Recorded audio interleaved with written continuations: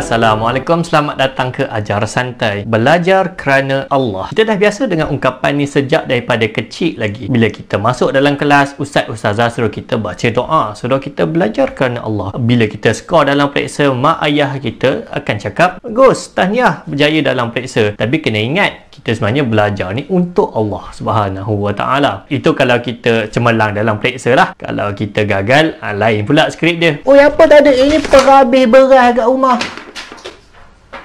Tapi bila kita masuk college atau universiti, pernah tak kita rasa seolah-olah ungkapan belajar kerana Allah tu klise? Astaghfirullahalazim. Dia jadi seolah-olah satu perkataan yang diungkapkan dalam bibir semata-mata. Yalah, bila sesuatu benda tu kita ulang dan ulang berkali-kali, kadang-kadang dia akan jadi kehilangan makna. Apatah lagi bila kita dah kena basuh berkali-kali dengan peperiksaan dan kena campak dengan slip keputusan kita dan kita tak jumpa mana belajar kerana Allah dalam slip ni. Maka kadang-kadang apa yang berlaku adalah kita akan jadi semakin kabur dengan apa maksud ikhlas dalam belajar. Kes dia lebih kurang macam bila kita kena paksa masuk dalam slot motivasi waktu dekat college. Adik-adik bayangkan adik-adik balik ke rumah, adik-adik nampak tubuh mak ayah adik-adik terlantar di atas katil, ditutupi oleh kain kafan. Adik-adik tak nak ke banggakan mak ayah sebelum berlaku itu kepada mak ayah adik-adik. Sebenarnya, kemanisan ungkapan belajar kerana Allah hanya akan terasa bila kita kehilangan. Bagi contoh, apabila kita belajar di luar negara, di negara-negara sekular. Iaitu apabila tujuan kita belajar dikecilkan, iaitu semata-mata untuk kita bergraduasi dan menjadi pekerja berkemahiran. Iaitu apabila silibus dan ilmu pembelajaran kita ditentukan dan dikawal oleh kehendak industri. Kita kenal siapa Allah Subhanahu Wa Taala, tapi kita tak kenal siapa itu industri. Iaitu apabila nilai dan penghargaan kita terhadap ilmu dikeringkan dan dihidrasikan dengan grade dan slip peperiksaan semester kita. Iaitu apabila kawan-kawan sepelajaran kita, apabila mereka rasa kekosongan, mereka isi dengan berparti dan minum arak pada waktu malam. Dan apabila kembali waktu siang, mereka teruskan rutin harian robot mereka. Maka waktu tu terasa jiwa kita kosong dan kering. Kita teringin tak dengar lecturer kita kata, belajarlah kerana Allah tadi, because of your God. Kita teringin nak dengar kawan-kawan semakmal kita kata, ikhlaslah dalam belajar. Kita teringin nak dengar permaknaan dalam kita menuntut ilmu sebenarnya. Dan kadang-kadang Allah bagi kita lampiaskan kerinduan ni dengan Allah berikan kepada kita kawan-kawan yang soleh yang kata kepada kita dan ingatkan kita, belajarlah kerana Allah. Setiap kali kita gagal, datang kawan kita kata, mungkin niat kau tak cukup ikhlas lagi. Setiap kali kita berjaya, datang kawan kita yang soleh untuk nasihatkan kita, adakah engkau belajar semata-mata untuk skor dalam periksa ataupun kau belajar kerana Allah Subhanahu Wa Taala. Dan bila datang kawan-kawan macam ni, maka satu nasihat saya ialah hargailah mereka ni. Maka itulah kecantikan dia. Kalau kita belajar kerana peperiksaan, maka ketahuilah bahawa peperiksaan itu akan berubah dan akan habis. Kalau kita belajar kerana industri, maka industri itu akan runtuh. Tapi bila kita belajar kerana Allah Subhanahu Wa Taala, ketahuilah bahawa Allah itu kekal dan tak akan mati. Dan ketahuilah bahawa Allah tak akan bosan selagi mana kita tak bosan. Jadi itulah dia kupasan Ajar Santai pada kali ini. Terima kasih kerana menonton. Assalamualaikum.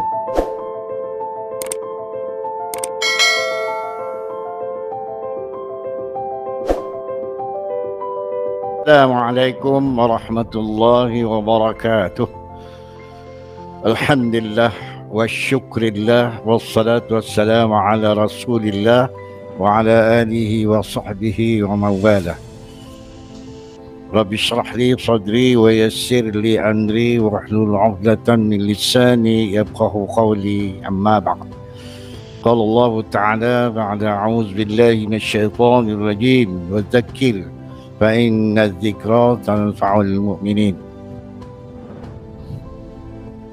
Wa qala ta'ala wa ma umiru illa liya'budullaha mukhlishina lahuddin hunafa'a yuqimus salata wa yu'tuz zakata wa dzalika dinul qayyimah.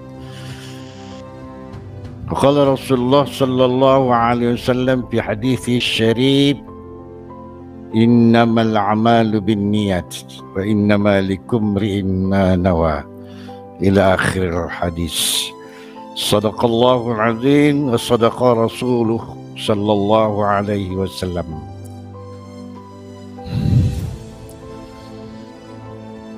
Alhamdulillah, syukur kita kepada Allah Subhanahu wa taala kerana dengan limpahan kurnia, izin, inayah dan taufiknya juga kita bersua dalam siri tazkirah melalui online sesuai dengan fenomena kita hari ini yang menyekat kebebasan seperti sebelum ini, ketika kita bebas berkomunikasi di mana juga ke tempat.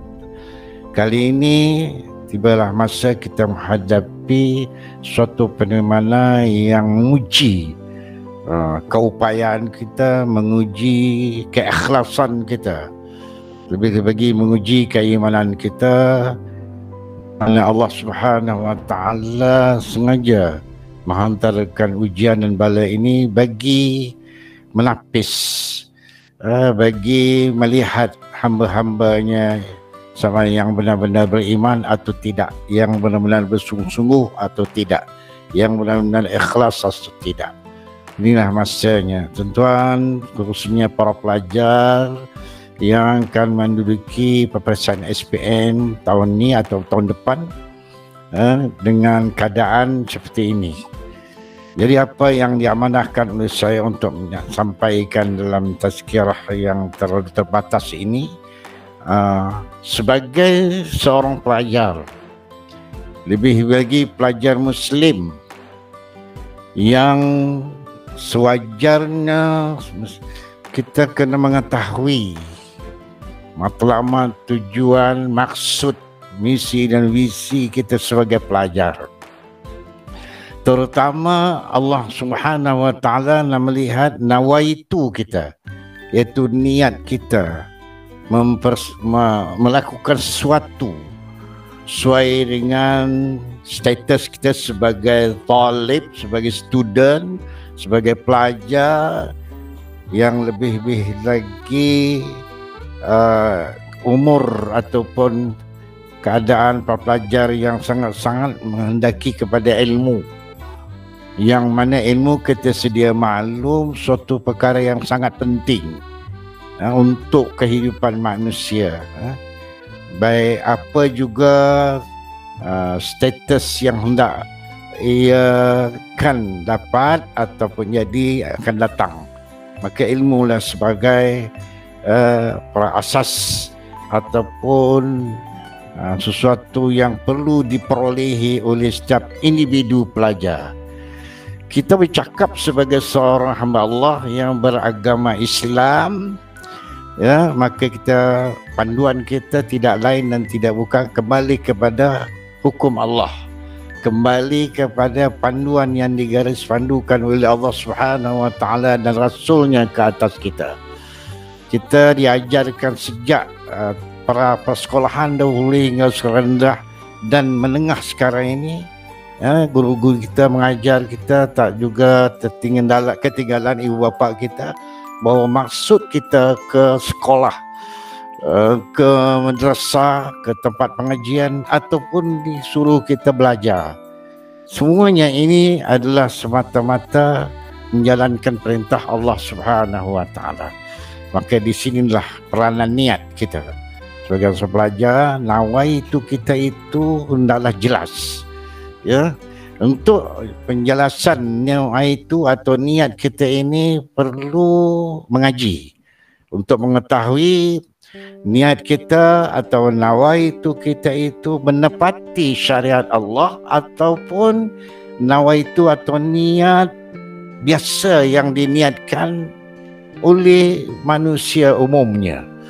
Kita orang Islam yang beriman hendaklah memastikan ada niat. Mesti ada niat. Innamal a'malu binniyat. Hanya sahaja setiap amalan kita, apa jua amalan berserta dengan niat. Maka niat itulah dilihat. Ada niat yang khusus, ada niat yang umum. Bagi ibadat-ibadat khusus seperti salat, sembahyang, puasa, zakat, haji dan lain, ada niat khususnya. Jika tidak mengkhususkan niat, amalan itu, ibadah itu tidak sah. Sementara yang lain daripada ibadat yang difardukan ke atas kita itu memadai kita niat dengan lintasan hati kita. Tidaklah ada nawaitu atau niat yang khusus seperti niat sembahyang, niat puasa, niat zakat, niat haji. Kita mempelajari suatu ilmu, kerana ilmu itu difardukan ke atas kita. Walaupun sifatnya fardu, dia tidak ada niat khusus seperti niat sembahyang. Contohnya nawaitu an ata'allama, contoh tidak ada niat. Cuma dai kita, hati kita, niat kita nak belajar, nak ilmu pengetahuan, nak mengetahui sesuatu. Kerana apa yang perintahkan niat ini adalah dari perintah Allah Subhanahu Wa Taala yang menghendaki kita memasang niat. Kerana niat itulah suatu yang membawa kepada power atau kuasa yang menggerakkan anggota badan kita untuk bertindak, untuk berbuat sesuatu yang kita kehendaki. Pasang niat, dan niat di sini haruslah dilihat dari segala aspeknya supaya niat kita tak tersasar dengan niat yang sebenar. Niat ni ada yang bersih, ada yang tidak bersih. Kalau tak bersih itu bagai namalah kotor atau menyimpang dan sebagainya. Niat yang bersih dulu. Ini yang kita kendaki.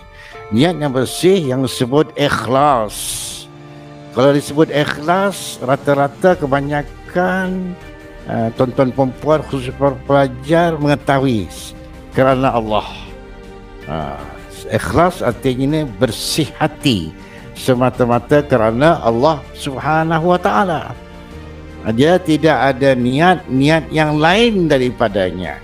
Walaupun dia niat aku belajar, aku mengaji, aku menuntut ilmu ini untuk kekayaan, untuk nak kebanggaan, untuk jawatan, untuk menaikkan status daripada fakir kepada miskin kepada kaya dan seterusnya dengan ilmu itu tadi.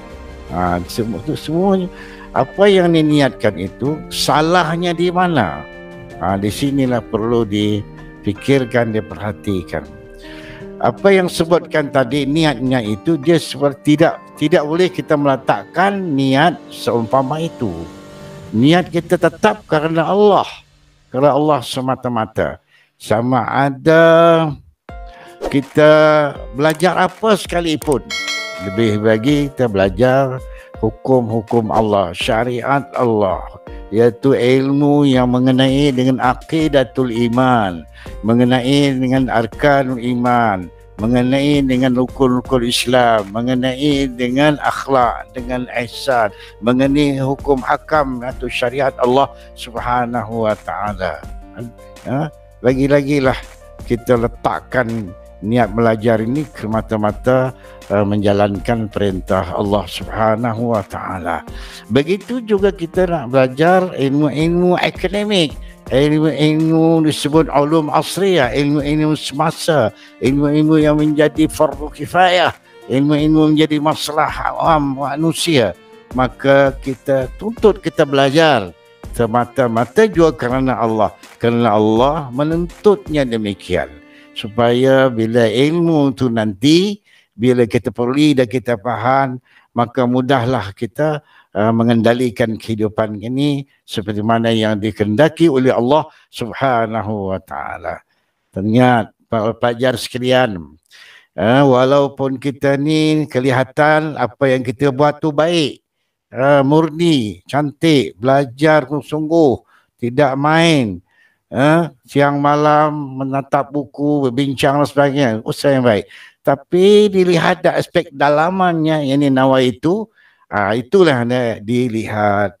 Allah Subhanahu wa taala berfirman, "Wa ma umiru illa liya'budullah mukhlishina lahuddin." Hingga akhir ayat. Tidak aku perintahkan, tidak aku suruh hamba-hambanya melainkan melakukan ibadah dengan ikhlas. Untuk mendapatkan redha Allah, mendapatkan keampunan dari Allah Subhanahu wa taala.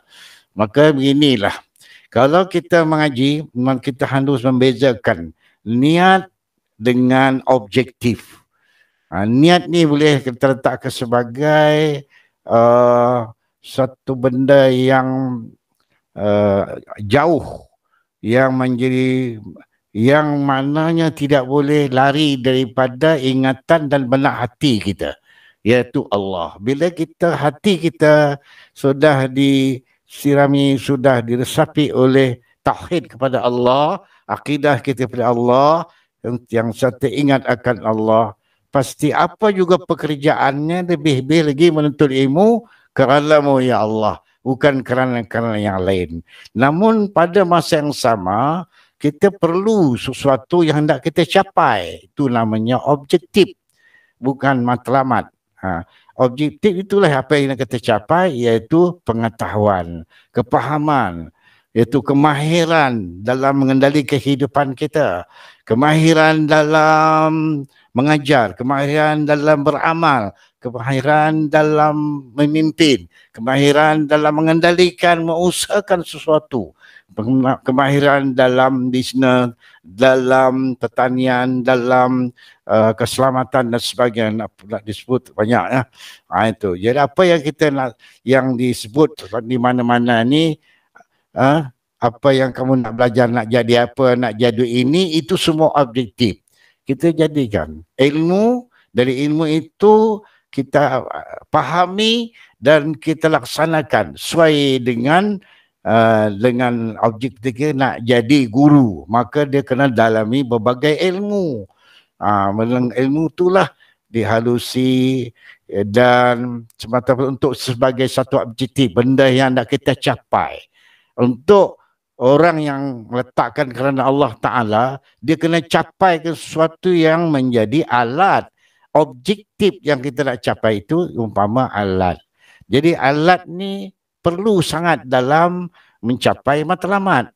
Makin banyak alat, makin mahir alat-alat ataupun apa yang Allah hantar ke atas dunia ini, kita faham dari si penggunaannya, mahir dalam buat sesuatu, dan di sanalah Allah Subhanahu wa taala maknanya Allah berikan kita taufik dan hidayahnya hingga kita menjadi orang yang diridai oleh Allah Subhanahu wa taala. Kerana semua itu diniatkan kerana Allah Subhanahu wa taala. Tak salah para pelajar nak jadi apa? Ditanya, apa hobi para pelajar sekalian? Apa kegemaran? Apa besok nanti dewasa mau jadi apa? Macam-macam lah ya, jawapan yang diberi. Tak salah nak jadi pemimpin, nak jadi parlimentari, nak jadi polis, nak jadi askar, nak jadi apa saja, peniaga, nak jadi sekalipun nak jadi raja sekalipun di atas dunia ini, tak salah. Yang salahnya itu dijadikan sebagai matlamat. Yang betulnya itu objek, benda yang kita capai. Apa yang kita capai itu kita letakkan sebagai alat untuk memudahkan kehidupan kita, untuk melaksanakan segala yang diperintah oleh Allah SWT melalui hukumnya. Contohnya, bila kita punya ilmu apa? Sains dan teknologi. Dengan adanya ilmu sains dan teknologi yang kita faham, yang kita mahir dengannya, kita boleh menggunakan teknologi tadi mengikut acuan, mengikut kehendak dan aturan Allah Subhanahu wa taala. Di situlah Allah akan beri kita taufik dan mendapat redha-Nya.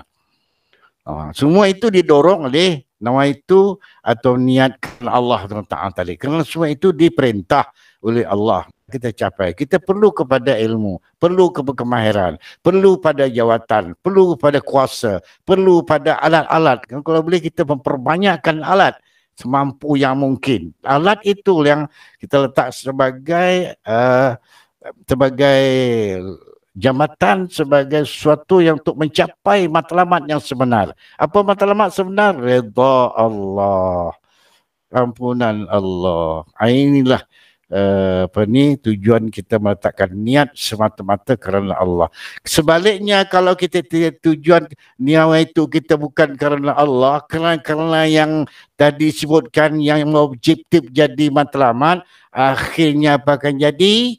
Bila contohnya dia mengetahui berbagai ilmu, katalah pakar daripada apa ilmu sekalipun, pakar sains, pakar perdagangan, pakar itu komputer dan sebagainya, akhirnya jadilah. Maka dia kata selesai matlamat tujuan aku. Tak perlu lagi belajar yang lain. Tak perlu lagi sesuatu yang lain. Itu dah merosakkan kehidupannya. Bila dah kaya, kalau matlamat kata nak kaya. Bila kaya, artinya selesailah dia punya peranannya. Bila dia sudah berharta, berjawatan tinggi, dia kata selesai. Tak ada perlu yang lain lagi. Itulah kesilapan ataupun kerosakan berlaku kepada individu yang nawai itu bukan kerana Allah Subhanahu wa taala.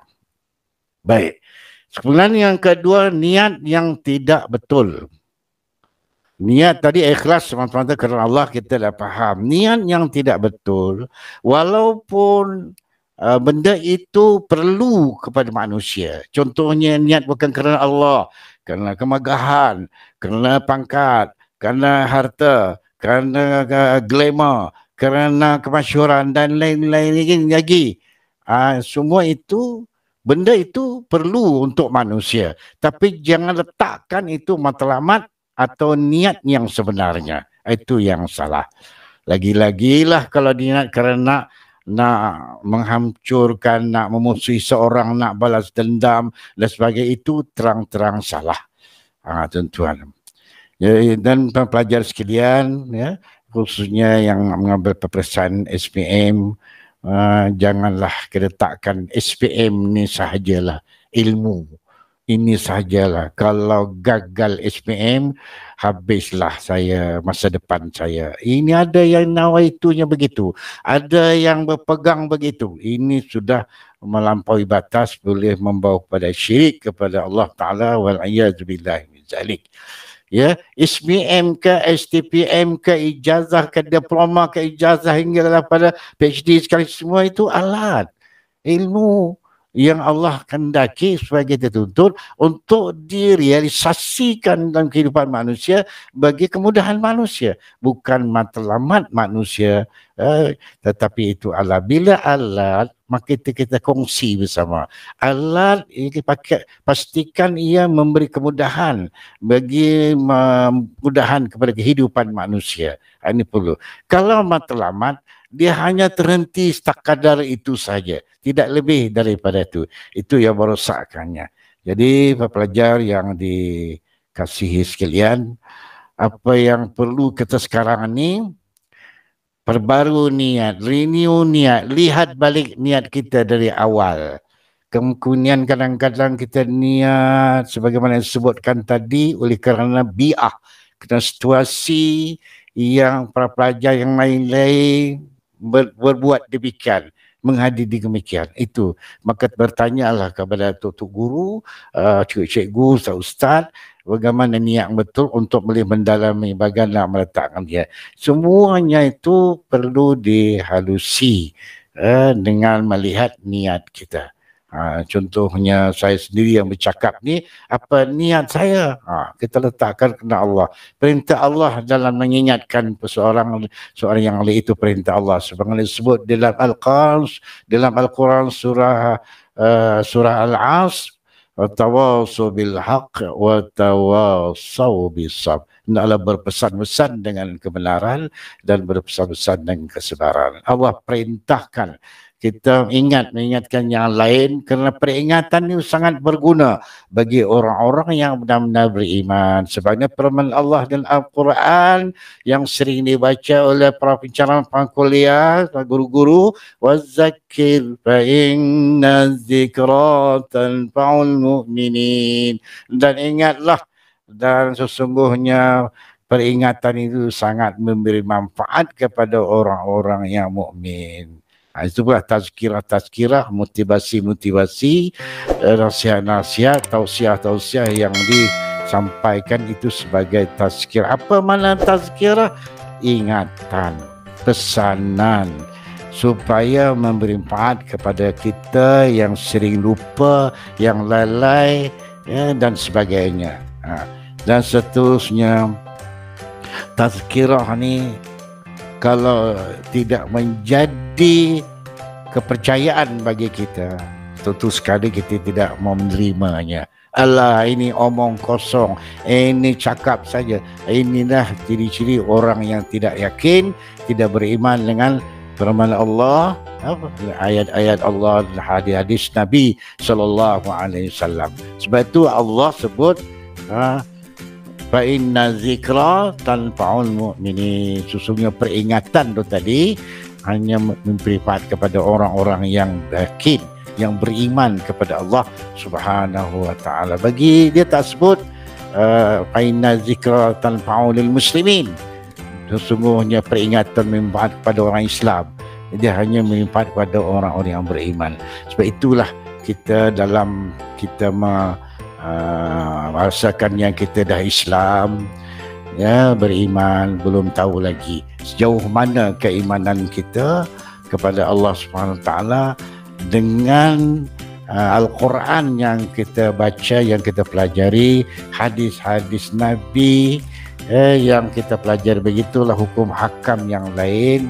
Tanyalah dada kita beriman ke tidak, menerima atau tidak. Di situlah peranan kita sebagai pelajar Muslim haruslah berusaha ke arah menambahkan rasa keimanan kita dengan memaksa diri kita untuk mengaji, untuk belajar, untuk mengkaji, ya, Allah Subhanahu Wa Taala dan sifat-sifatnya dan begitu rukun-rukun iman yang lain. Karena faktor keimananlah yang menjadi faktor utama dalam menjayakan sesuatu yang kita sebutkan di awal tadi, iaitu mendapat keredaan Allah SWT atau tidak. Keimananlah kita yang menentukannya. Keislaman belum tentu lagi. Sebab itu beza Muslim dengan mukmin. Bila mukmin, insya-Allah adalah jalan dan petunjuk Allah beri hingga kita mencapai kejayaan.